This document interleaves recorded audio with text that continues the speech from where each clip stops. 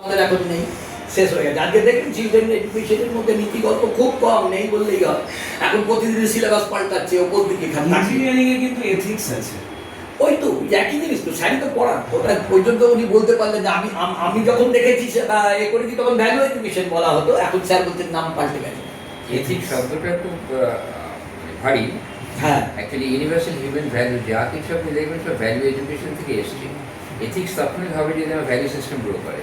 Value যদি না করে তাহলে তো এথিক্স তো এদের অ্যাপ্লিকেশন পাওয়া যাবে। এখন সাবজেক্টটার নামটা করেছে আর কি।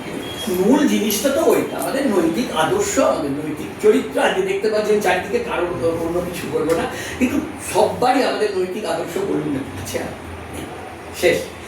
এই মানুষগুলো রয়েছেন বলে ওনারা তাদেরকে আবার নতুন করে ইন্ট্রোডিউস করছেন। এমনকি ইঞ্জিনিয়ারিং কলেজ, ডাক্তারি কলেজ, বিভিন্ন ম্যানেজমেন্টে এই স্যারেরা কী করছেন, নতুন করে ভ্যালু এডুকেশনকে আপনাদের সামনে তুলে ধরছেন।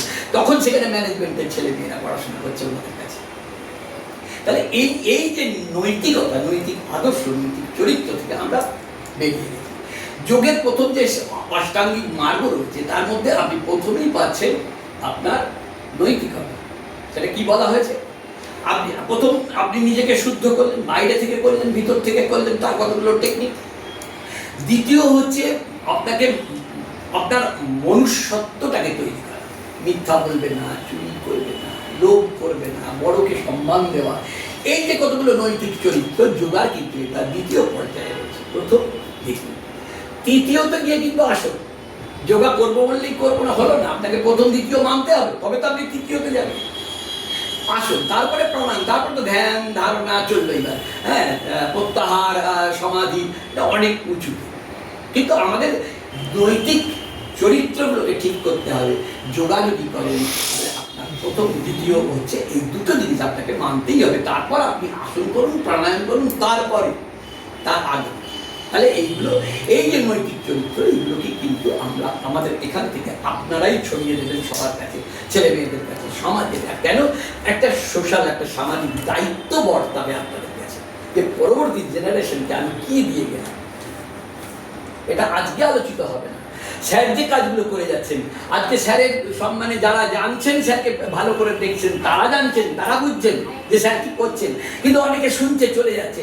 পরবর্তীকালে তাদের বাড়ির ছেলে মেয়েরা, তাদের নাতিপুতিরা যখন ওই দিকে চলে যাবে, অন্যদিকে, তখন মনে হবে যে হ্যাঁ, স্যার তো এই কথাগুলোই বলেছিলেন, আমি শেখাতে পারিনি, যে শিখিনি স্যারের কাছে ঠিক মতো, ওই নম্বর পাওয়ার জন্য চলে গেছি।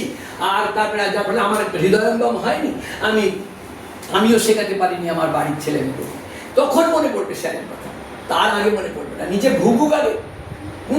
এই সরকার টাকা দিয়ে দিচ্ছে, বলছে ধরুন কালকে আপনাকে দেখলেন অ্যাকাউন্টে 5 লাখ টাকা ঢুকে গেছে, বলছে দরকার নিয়ে আসতে কাল কাজে যাবো, যাই বাজারে যাই, আজকে মাংস কিনে নিয়ে আসি, টাকাটা মাংস কিনতে গেছেন, দেখছেন মাংসরাও আসেনি। বলে আরে মাংস আলো কোথায় গেল, আজকে কোনোদিন তো কামাই করে না। বলছে না, ওর অ্যাকাউন্টে 5 লাখ টাকা ঢুকে গেছে, ও আর এখন মাংস বিক্রি করবে কিনা ভাবছে।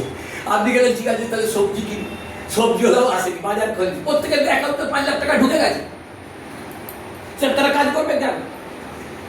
কেউ কাজ করবে।